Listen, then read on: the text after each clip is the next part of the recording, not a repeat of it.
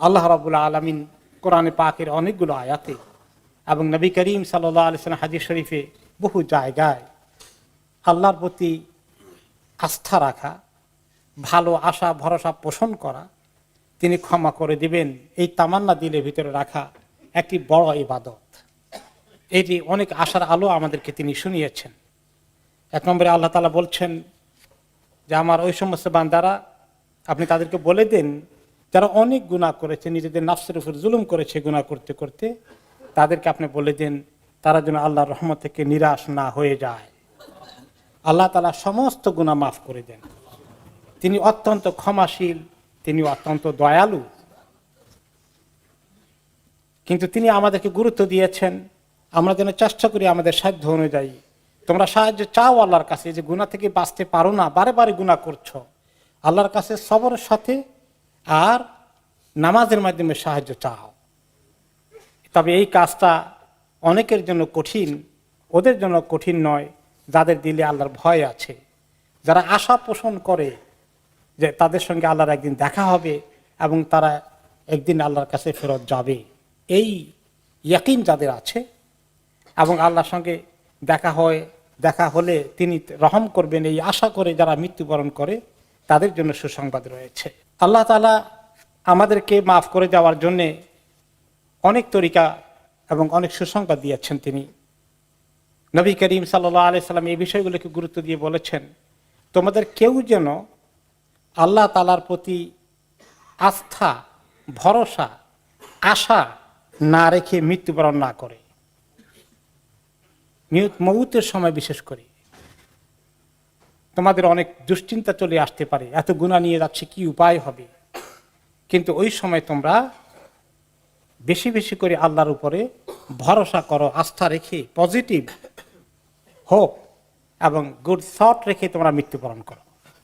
তিনি ইন্তেকালের 3 দিন আগে হাদিসটি বললেন যে তোমাদের কেউ যদি মৃত্যুর সময় দেখতে পায় তার সামনে এসে গেছে, তাহলে সেই জন্য আল্লাহ তাআলার প্রতি খুব ভালো ধারণা রেখে আস্থা রেখে যেন মৃত্যুবরণ করে, যে আল্লাহ তাকে মাফ করে দেবেন। এই খবরটা তিনি ইন্তেকালের 3 দিন আগে দিয়েছেন।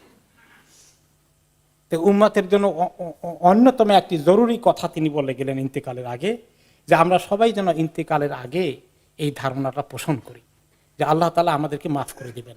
এবং আর কি হাদিসে তিনি বলেছেন যে আল্লাহর প্রতি ভালো ধারণা পোষণ করা, যে তিনি আমার প্রতি মেহেরবানি করবেন, আমার প্রতি দয়া করবেন, এই ধারণাটা ইটসেলফ একটা বড় ইবাদত। নবী করিম সাল্লাল্লাহু আলাইহি ওয়াসাল্লাম হাদিসে বললেন যে হাদিসে কুদসিতে আল্লাহ তাআলা বলেছেন, বান্দা আমার ব্যাপারে যেরকম ধারণা পোষণ করে আমি তার ব্যাপারে সেরকমই হই। সে যখন আমাকে তার নিজে একান্তভাবে ব্যক্তিগতভাবে একা একা আমাকে স্মরণ করে, আমি তাকে একান্তভাবে একা একা তাকে স্মরণ করি। আর যখন সে কোনো মাহফিলে সমাবেশে লোকদের উপস্থিতিতে আমার কথা স্মরণ করে, আমি তখন এমন উপস্থিতিতে তাদের কথা স্মরণ করি যে উপস্থিতি তার সমাবেশ এবং উপস্থিতি থেকে অনেক উত্তম, অর্থাৎ ফেরেশতাদের সঙ্গে আমি তার কথা আলোচনা করি। বান্দা যখন আমার দিকে 1 বিঘত এগিয়ে আসে, আমি তার দিকে 1 হাত এগিয়ে যাই।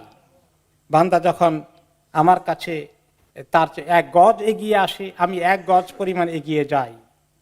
সে যদি আমার কাছে হেঁটে আসে, আমি তার কাছে দৌড়ে যাই তাকে ধরার জন্য। আল্লাহর কাছে মাফ চাইলো যে আল্লাহ আমি তো গুনাহ করে ফেলেছি, আমাকে মাফ করে দেন। তখন সে আল্লাহ তাআলা বলেন যে সে গুনাহ করেছে, আর তারপরে তার এটা জানা আছে যে তার একজন রব আছে, মাবুদ আছে, যিনি অনেক গুনাহ মাফ করেন।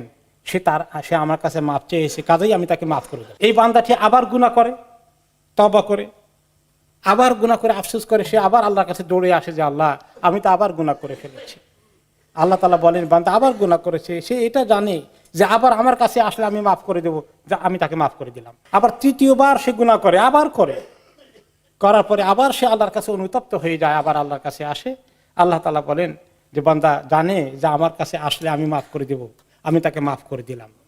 তারপরে তিনি বলেন যে আমার বান্দাকে আমি মাফ করে দেব, যা খুশি সে করুক, যত গুনাহ খুশি সে করুক। তার অর্থ এই নয় যে গুনাহ করার পারমিশন দিয়ে দিয়েছেন এবং এই জন্য আমাদের আর ভয় করতে হবে না, তা নয়।